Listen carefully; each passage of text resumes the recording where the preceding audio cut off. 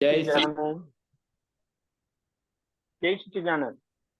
જય સચ્ચિદાનંદ. આપણે આખા દિવસના પુરુષાર્થમાં જે આ એક અઠવાડિયાથી રાખ્યું છે, આપણે હજી એક અઠવાડિયું કન્ટિન્યુ કરીશું. કારણ કે બધા નજીકના સંબંધો અને જે બધા હિસાબો છે અને ફાઇલો છે, એ દરેક ફાઇલને યાદ કરીને હું એમના જેવો શુદ્ધાત્મા છું. એ પ્રયોગ બહુ સરસ છે. બે દ્રષ્ટિથી જોવાના છે. વ્યવસ્થિત શક્તિએ ભેગા કર્યા છે. આપણે એ રાખીએ કે મારે ફાઇલનો સંભાવ્ય નિકાલ કરવો છે અને પાછળ મેળ પડતો નથી. કારણ કે પ્રકૃતિના ભાગમાં એટલી બધી ખેંચાખેંચી થઈ જાય છે અને એને ઉદયનો ધક્કો કીધો છે. વ્યવસ્થિત કારણ છે એનું. એટલે અહીંયા આપણને બહુ ઉપયોગી થઈ રહી, ઇફેક્ટિવ થઈ રહી કે હું દિગંતભાઈ જેવો શુદ્ધાત્મા છું.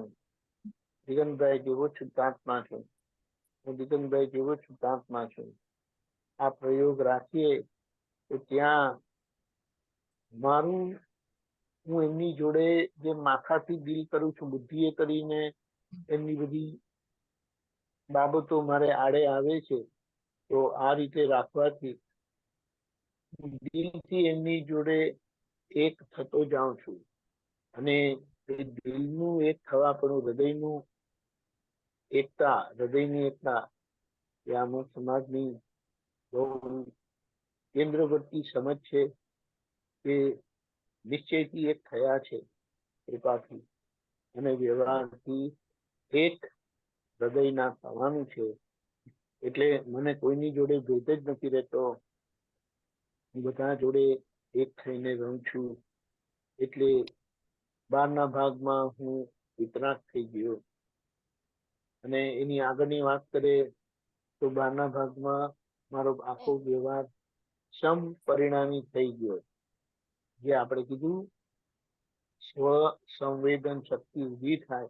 સ્વ એટલે શુદ્ધાત્મા પ્રાપ્ત થયો અને બહારના ભાગમાં સંવેદન એટલે રાગ પણ નહીં, દ્વેષ પણ નહીં. અને એની આગળની વાત જે છે કે બહારથી પ્રેમ સ્વરૂપ અને અંદરથી વિતરાગ. આ બંને એક્સ્ટ્રીમ પરિસ્થિતિ છે કે અંદરથી વિતરાગ રહેવું. એનું માપ ક્યારે નીકળે? જ્યારે બહારથી સંપૂર્ણ પ્રેમ સ્વરૂપ થાય ત્યારે. એટલા બહારથી પ્રેમ સ્વરૂપ થવા માટે, સંપૂર્ણ પ્રેમ સ્વરૂપ થવા માટે એમાં એક દાદાની એક સમજણ એવી એમણે આપી છે કે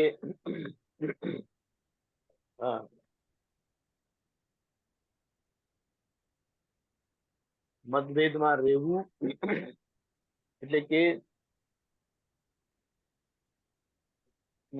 છે કે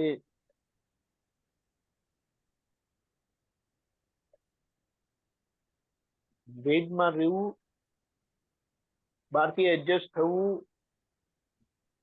એટલે કે સામાના મતને સમજવું, એડજસ્ટ થવું સામાના મતને, અને અંદરથી વિતરાગ રહેવું એટલે કે કેન્દ્રમાં રહેવું.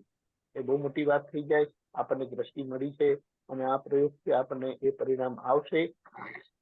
એ પ્રયોગ રાખીશું અને તમે પણ એનો અનુભવ માણજો અને આપણે બધા આવી રીતે આગળ વધીએ. જય સચ્ચિદાનંદ. આખા દિવસના સત્સંગના ઝૂમ ઉપરના પ્રોગ્રામ તારીખ છે સવારે 10:15 ગુજરાત